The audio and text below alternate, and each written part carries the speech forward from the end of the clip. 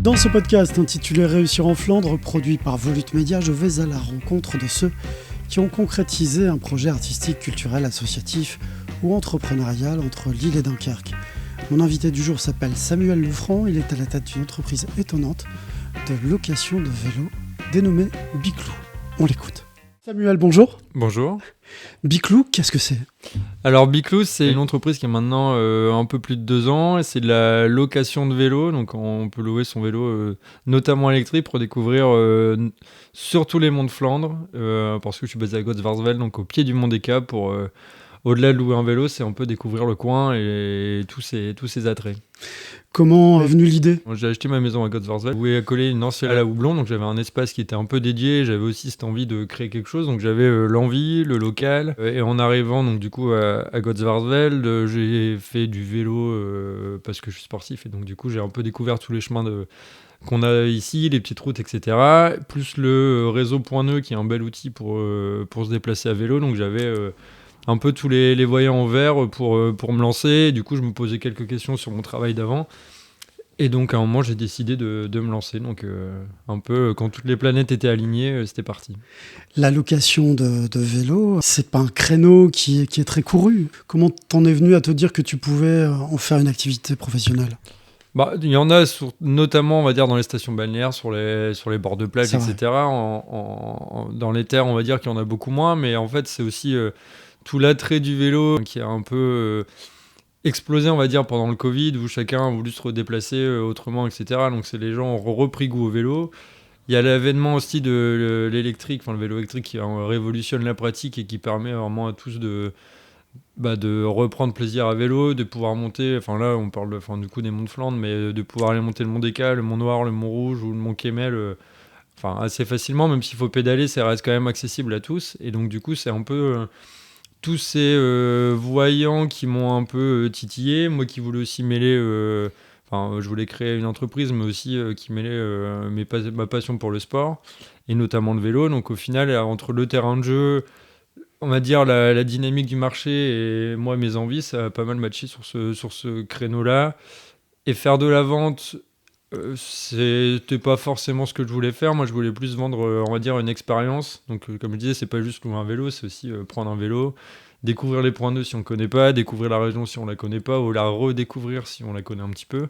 Donc, c'est un peu plus dans on va dire dans l'aspect touristique qui, moi, m'intéressait. Et on a la chance d'avoir un territoire en Flandre qui est fourni de belles choses. Qui fait que tu as construit aussi des itinéraires que tu peux proposer à ceux qui viennent louer des vélos chez toi. Ouais, en gros, il y a 2 formules, soit demi-journée ou journée. Après, ça peut être week-end, etc. Mais souvent, les 3 quarts du temps, ça reste sur des formats assez courts. Et donc, du coup, il y a un parcours que j'ai nommé à la découverte des monts de Flandre et qui fait 31 km. Et ça, la demi-journée, ça permet d'aller se balader un peu vraiment par des toutes petites routes de campagne peu passantes, sécurisées, etc. Et de découvrir un peu les paysages qu'on a dans le coin, passer dans des endroits qu'on n'a pas forcément l'habitude de voir autour dans les Flandres, et donc du coup de redécouvrir cette région-là, quoi. Donc après, le réseau Point Nœud qui a une sorte de petit mapping qui permet de faire son itinéraire à la carte. Ça ouvre les perspectives d'itinéraire, c'est un peu limité, donc ça permet de découvrir surtout des itinéraires entre France et Belgique. On a aussi la chance d'être frontalier, donc de découvrir aussi parfois une autre culture, une architecture différente. Souvent on le voit tout de suite entre la qualité des routes, l'architecture des maisons, ça permet de voyager un petit peu en vélo. En construisant ces itinéraires, tu es allé donc à la rencontre d'autres entreprises avec qui tu as des partenariats, des estaminets, des boutiques. Moi, je l'ai un peu découvert moi-même au début pour me faire la main, justement trouver des points d'intérêt. Donc, évidemment, l'estaminet qui est un peu la vitrine, la culture flamande qui est sympa. Et donc, du coup, surtout en vélo, ce qui est chouette, c'est faire ces 2-3 heures de vélo, s'arrêter le midi, bien manger, prendre une bonne bière et ensuite repartir. Donc, au final, c'était... pour moi, lister les estaminets, déjà que je trouve sympa, on y mange bien, où il y a, entre guillemets, avoir les bonnes adresses et savoir les positionner soit à mi-parcours, soit l'avantage aussi de Gottsvarsvel, c'est que si on fait un tour à la demi-journée que le matin, on peut revenir et il y a plus de 3-4 estaminets dans le village, donc ça permet de faire sa demi-journée facilement. Comment est-ce que tu as construit ton activité? Tu t'es rapproché de structures qui font une activité similaire à la tienne et tu t'es posé la question de savoir comment ils en vivaient? Quel a été le point de départ, en fait? Bah, en Flandre, il y en avait pas énormément parce que comme je disais tout à l'heure, c'est notamment sur la côte, et cetera. Mais on va dire dans les terres, il y en avait pas. Et en gros, je me suis plus rapproché à la base. Je me suis pas lancé comme ça aussi sur un coup de tête. J'avais un peu creusé. J'ai pas mal travaillé avec des gîtes en leur demandant justement s'ils avaient, eux qui avaient la clientèle touristique, s'ils avaient des demandes de ce type-là. J'ai aussi travaillé un peu avec l'Office du tourisme pour savoir si ça avait des demandes. Et au final, en discutant avec les gens, il y avait quand même une certaine envie d'avoir ce genre de prestations. Donc au final, je me suis dit, bon, il y a quand même une demande, j'y vais, on va aussi la tester. Donc ça m'a conforté dans l'idée, et ça m'a permis de me dire, j'y vais pas non plus, on va dire, aveuglément, et aller droit dans le mur. Finalement, j'avais quand même un fil à tirer, et après j'ai dû tout construire, mon offre, ma marque, etc. Mais j'avais quand même, encore une fois, quelques voyants verts. Et puis après, il faut aussi se lancer, oser, et puis prendre le risque, quoi. Mais Bien sûr. disons que j'avais quand même j'avais de l'élan pour y aller, quoi. Tu as été accompagné par l'Office de tourisme Cœur de Flandre Agglo, Bah, c'était Destination Cœur des Flandres, c'était plus pour Destination Cœur de Flandre. pour la prise d'infos. Après, j'ai été accompagné par la CCI, par le réseau Initiative. Enfin, il y a quand même pas mal de structures en France et notamment dans la région pour accompagner les gens à se lancer.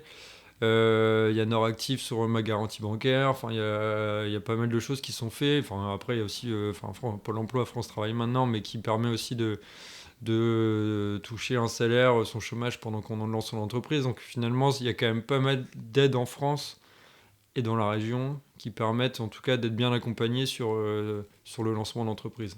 Si tu devais donner un conseil à quelqu'un qui souhaiterait se lancer sur une activité similaire, à quoi est-ce qu'il faut penser en premier?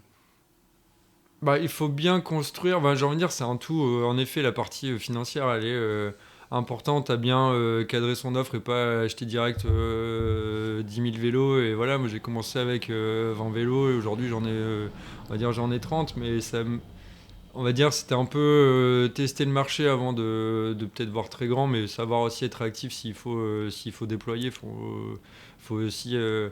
Faut aussi suivre, mais c'est forcément la partie marketing de marque, elle est ultra importante parce que il faut se faire connaître, il faut être identifiable. Enfin, il y a pas mal de choses à faire, communiquer sur les réseaux, etc. Et se faire connaître aussi sur les acteurs du tourisme de la région. Il faut être un peu, moi qui suis tout seul sur cette activité-là, il faut un peu toucher à tout et essayer d'être plus ou moins bon partout, quoi. Donc il y a certains trucs où je suis un peu moins bon, d'autres où je suis meilleur, mais voilà, c'est un peu, faut être touche à tout, faut essayer, faut parfois se planter, mais voilà, mais en tout cas, ça a l'air dans tous les cas un bel apprentissage. Mhm. Ce qui sous-tend ton activité, c'est ta passion pour le sport, c'est le goût pour cette région que sont les Flandres. Ça te booste, j'imagine.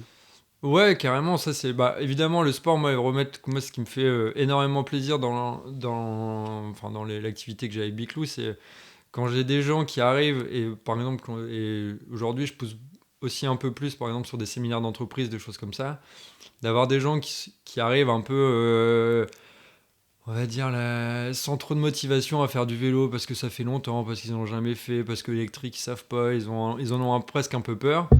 Et au final, ils essayent et ils reviennent. Et souvent, c'est ceux qui font un peu la tronche au début qui reviennent avec un grand sourire. Ils sont trop contents. Limite, le jour d'après, ils vont aller s'acheter un vélo électrique. Et là, moi, ma mission, elle est réussie. C'est aussi des gens qui, justement, je leur propose un parcours. Ils reviennent, ils sont ravis. Ils ont adoré la région. Ils reviennent le week-end d'après ou 2 semaines après pour relouer un vélo et revivre un petit truc. Enfin, voilà, c'est un peu dans la satisfaction des clients, un peu sur toute l'expérience que je propose, que ce soit sur le vélo, que ce soit sur la région des Flandres, les découvertes, sur un peu l'ambiance que j'essaye de créer autour de mon univers, on va dire. Et tu es aussi dans l'air du temps, ce sont les mobilités douces, Ouais. c'est le tourisme durable, c'est le sport santé aussi. Il y a plusieurs thématiques qui sont fortes finalement dans l'activité que tu proposes, qui correspondent à des orientations sociétales, hein, j'ai le sentiment. Ouais, bah c'est ce que je disais tout à l'heure. Il y avait quand même un engouement du vélo qui arrivait pendant et après le Covid, notamment sur l'électrique. Donc il y a des réflexions forcément sur l'impact qu'on a en prenant sa voiture. Donc il y a des gens qui viennent, il y en a qui m'ont juste loué un vélo. pour essayer l'électrique avant de passer à l'achat, par exemple. Donc il y a aussi cet aspect, en effet, mobilité, test des vélos, ou alors découverte, et du coup, ça change complètement l'approche du vélo, et les gens s'y remettent. Puis maintenant, il y a plein de solutions pour transporter des enfants, pour transporter des charges, voilà, donc il y a plein... Moi, ça me permet d'avoir une fenêtre, on va dire, découverte de ces nouvelles mobilités. Et après, les gens, c'est chacun a sa prise de conscience citoyenne, mais moi, en tout cas, j'y participe à mon échelle. Ouais. Tu fais évoluer les mentalités individuelles quelque part, hein, quand tu dis qu'un certain nombre se mettent finalement Ouais. à acquérir un vélo électrique. Est-ce que les politiques, à l'occasion, ou les responsables viennent te voir en disant ça nous intéresse aussi, quel est votre point de vue sur la manière dont les vélos circulent en Flandre? Est-ce qu'il y a des aménagements qui devraient être faits, selon toi, qui permettraient de développer un peu plus ce réseau vélo? Bah, il y a déjà beaucoup de choses qui sont faites. Enfin, moi, j'ai eu la chance d'avoir une subvention justement pour redynamiser, qui était sous l'appellation Leader, qui justement remettre de la mobilité dans la ruralité. Donc, j'ai pu avoir une aide de ce côté-là. Tout à l'heure, je parlais du réseau Point Nœud, qui est un outil formidable à utiliser en vélo. Là, je pense à proximité de God, il y a Bayeul où ils ont remis des pistes cyclables partout. Enfin, il y a déjà pas mal de choses qui sont faites. Moi, je suis pas forcément sollicité. Alors après, moi, je suis plus on va dire un acteur touristique sans forcément être un expert circulation, etc. Donc, j'utilise déjà pas mal de choses qui sont faites. Après, il y a pas mal de sensibilisation qui sont faites avec le mois de mai à vélo. J'avais été sollicité, alors c'était pas dans les Flandres, mais sur des mois de remise en selle où justement il y avait des événements pour un peu sensibiliser les gens au vélo, à la trottinette, enfin aux nouvelles justement mobilité douce. Donc au final, moi je participe, mais il y a déjà en effet pas mal de choses qui sont en cours. Donc c'est ça qui est sympa, c'est qu'au final je suis un peu dans l'air du temps, on va dire. Est-ce que il y a des choses qu'on pourrait améliorer? Je pense à la Belgique, souvent les pistes cyclables existent depuis longtemps. Elles sont plus larges qu'en France, souvent. Ouais. Est-ce que ici, aux alentours de God, tu te dis tiens là, il y a un manque ou il y a un danger potentiel? Est-ce que parfois tu as un œil critique sur les équipements routiers? Bah en fait le réflexe qu'on a, et c'est souvent un mauvais réflexe, c'est qu'on va prendre en vélo les routes qu'on a l'habitude de prendre en voiture. Parce que c'est plus court, parce que c'est la routine, et au final en faisant des détours, alors pas des énormes détours, mais parfois de 1 ou 2 kilomètres, c'est un peu plus long. Mais si on les prend en vélo, bah, c'est de la petite route de campagne, et au final on est plus sécurisé, c'est plus sympa. Et il faut juste en fait s'intéresser aux alternatives de route et pas prendre les grands axes parce qu'en effet c'est dangereux et on n'y prend aucun plaisir et ça peut nous dégoûter du vélo parce qu'il suffit d'avoir une mauvaise expérience en croisant un camion ou une voiture qui va trop vite, etc. et de se dire c'est trop dangereux, j'ai pas envie d'emmener mes enfants sur la route. Alors qu'au final, il y a peut-être une voie parallèle qui est à 200 mètres mais on la connaît pas. Donc c'est aussi à chacun de croiser de regarder un peu ses itinéraires. Une fois qu'on a le bon itinéraire, après tout va bien. C'est là où tu peux conseiller les clients à utiliser justement le bon itinéraire, quoi. Exactement. Bah, moi, souvent, ce que je dis, c'est le plus important, c'est même pas le vélo, c'est l'itinéraire qu'on choisit, quoi, parce que c'est ça qui définit tout le plaisir qu'on va y prendre. Parce que si on veut un vélo pas forcément électrique, mais aller sur le plat, bah, il faut quand même travailler son itinéraire. Si on veut un électrique et se faire un peu une balade hors des grandes routes, ben, il faut le travailler. Enfin, voilà, et il y a des outils qui sont assez simples pour le faire, quoi. On a Google Maps, ça reste un bon outil. Moi j'utilise Komoot, donc c'est Kom2ot de souvenir. Mais il y a le réseau Point Nœud, on peut acheter des cartes justement qui listent les routes peu passantes. Enfin, il y a plein d'outils aujourd'hui qui sont faits, il faut juste les connaître. Et quand on les connaît, on peut faire des super itinéraires et puis voilà, même se prendre un TER jusqu'à je sais pas, Dunkerque, revenir en vélo, enfin tout est possible au final. Après, c'est même le voyage à vélo pour qu'il soit sympa, il faut que l'itinéraire soit sympa, quoi. Ok. Parfois, tu emmènes tes vélos sur une autre destination et tu les loues à un autre endroit que ici sur les Flandres. Ouais, bah, j'ai tout de suite voulu aller plus loin que l'autre parce qu'au final, je savais que si je voulais avoir du groupe et répondre à une certaine demande, il fallait que je sois mobile. Donc j'avais acheté une remorque où je peux embarquer 15 vélos et je sais en mettre une petite dizaine dans la camionnette, ce qui fait que je peux embarquer en 20-25 vélos. Et donc du coup, bah, j'ai déjà été souvent je vais à Lille, on a été à Valenciennes il n'y a pas si longtemps. Je peux livrer, je peux livrer partout. Une fois que c'est sur la remorque, au final, je peux vraiment aller à n'importe quel endroit. Enfin, je fais des prestats à Dunkerque. Enfin, voilà, pour le coup, après, c'est vraiment adapté à la demande du client, quoi. Moi, je m'adapte en fonction du vélo qu'il veut, où il veut démarrer, l'itinéraire qu'il veut faire, est-ce qu'il veut une activité au milieu. Enfin, voilà, après, j'ai des partenaires aussi s'ils veulent des activités complémentaires. Mais après, ouais, je suis mobile partout. C'est des demandes d'entreprise ou c'est des demandes de particuliers généralement? Le particulier, généralement, on va dire qu'il vient à un God parce qu'il veut louer son vélo et faire un peu une journée dans les Flandres. L'entreprise, ça dépend. Soit ils démarrent d'ici, ils font une journée, ils visitent une brasserie, ils mangent dans un estaminet, ils font un tour en vélo, enfin un peu sur un pack comme ça. Ou alors c'est au départ de leur site, moi je peux faire un itinéraire et on fait un tour en vélo, enfin souvent soit les longs, de la Lys, de la Dole, etc. en fonction de l'endroit où on démarre.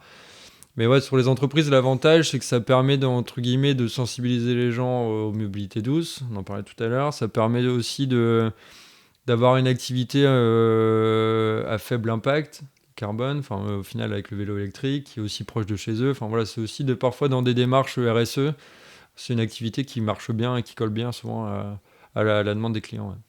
Tu es présent parfois aussi sur des événements comme le championnat de France sur route qui s'est déroulé du côté d'Hazebrouck l'an passé. Il y a des événements comme ça sur lesquels on peut te retrouver? Moi, je suis présent physiquement, mais moi, plus par intérêt, curiosité, passion de ce genre d'événement. Mais après, moi, je loue pas forcément de vélo à ce moment-là, mais c'est surtout, moi, un bon moyen de communication sur le fait qu'on a quand même un territoire de vélo où il y a les championnats de France. Le Tour de France y est passé quelques fois à Cassagne notamment. Voilà, je reviens du Paris-Roubaix, donc tu vois que j'ai mes petits bobos aux mains. Mais voilà, il n'y a pas si loin, on a quand même des classiques ultra connus. Donc, il y a Paris-Roubaix, c'est hors des Flandres, mais en Flandre belge, il y a Gand-Wevelgem, il y a le Tour des Flandres qui était il n'y a pas si longtemps. Mmh. Et j'ai des étrangers. Donc, cette année, par exemple, j'ai eu des Écossais, j'ai eu des Danois qui sont venus me louer des vélos parce qu'ils allaient sur ces courses-là. Donc, au final, on se rend peut-être pas forcément compte de la portée internationale qu'a les Flandres, alors surtout en Belgique, un peu en France, mais autour du vélo. Donc ça a quand même un terrain de jeu qui est incroyable pour le vélo. Donc moi, ça me permet, au-delà de louer des vélos, surtout de communiquer sur le terrain de jeu qu'on a pour ça. Mmh. Quelles sont les perspectives de ton activité, tes projets à venir? C'est déjà mettre un peu de sérénité dans ce début d'activité. Ça fait que 2 ans, donc voilà, maintenant il faut aussi que je trouve un peu mon rythme de croisière par rapport à ça, sachant que c'est une activité qui est quand même très saisonnière, donc c'est un peu m'y retrouver aussi financièrement d'avoir une activité qui tient la route. C'est un peu le challenge là de cette année. Et puis après là, je vois aussi que d'année en année, j'ai de plus en plus de demandes, je suis de plus en plus connu, je suis de plus en plus référent on va dire en location, notamment sur la métropole lilloise, parce qu'il n'y a pas beaucoup d'acteurs. Donc après, c'est essayer de répondre au mieux à toutes les demandes et puis voilà, de pérenniser cette activité. Ouais. Et puis, tu deviens serial entrepreneur, puisque tu as aussi créé, on peut faire une petite parenthèse, ouais. Un cidre. Ça fait justement lien avec cette saisonnalité de Biclou, où finalement j'avais on va dire une activité qui va de avril-mai jusqu'à septembre. À partir d'octobre, c'est très calme forcément, donc au vu de la météo et aussi de l'envie des gens de faire du vélo. Donc ça, je le savais. Donc du coup, c'était comment j'occupe cette saison un peu creuse. Et donc du coup, j'ai lancé avec mon associé Antoine un cidre Made in Flandre, donc qu'on fait avec des pommes du coin. Donc on a un cidre extra brut et un cidre IPA. Et donc on a lancé ça il y a maintenant quasi 1 an tout rond. Donc là, on est sur notre deuxième cuvée. Donc on s'amuse aussi avec cette activité-là. Donc voilà, c'est aussi un complément. Après le vélo, souvent on aime bien prendre une petite bière ou un petit cidre. Donc voilà, c'est aussi complémentaire en termes de saisonnalité qu'en termes d'activité. Une dernière question, où est-ce qu'on te trouve si on veut faire appel à tes services? Pour Biclou, faut aller sur mon site internet, c'est plus simple. Donc c'est bicloubike.com, donc BIKLOUBIKE. Et donc sur mon site, il y a toutes les informations. On peut réserver en ligne. Au pire, il y a mes coordonnées, soit mail, soit téléphone, si on veut me contacter pour avoir des informations sur les vélos, sur les dispos, etc. Et puis pour le cidre, on peut retrouver à droite à gauche dans les diverses estaminets du coin, magasins du coin. Et sinon, pareil, on peut me contacter sans souci sur ça. Donc le site s'appelle Popine d'ailleurs, je crois que je l'ai pas cité, donc PIOPINE. Donc voilà, à découvrir aussi autant que le vélo. Merci beaucoup Samuel. Avec plaisir. Ainsi s'achève le 3e épisode de ce podcast intitulé Réussir en Flandre. Merci d'avoir partagé ce moment avec nous. Si vous avez apprécié cet épisode, n'hésitez pas à vous abonner à la chaîne YouTube de Volute Média pour ne rien rater de cette série de podcasts. Quant à moi, je vous dis à la prochaine pour un nouvel épisode de Réussir en Flandre.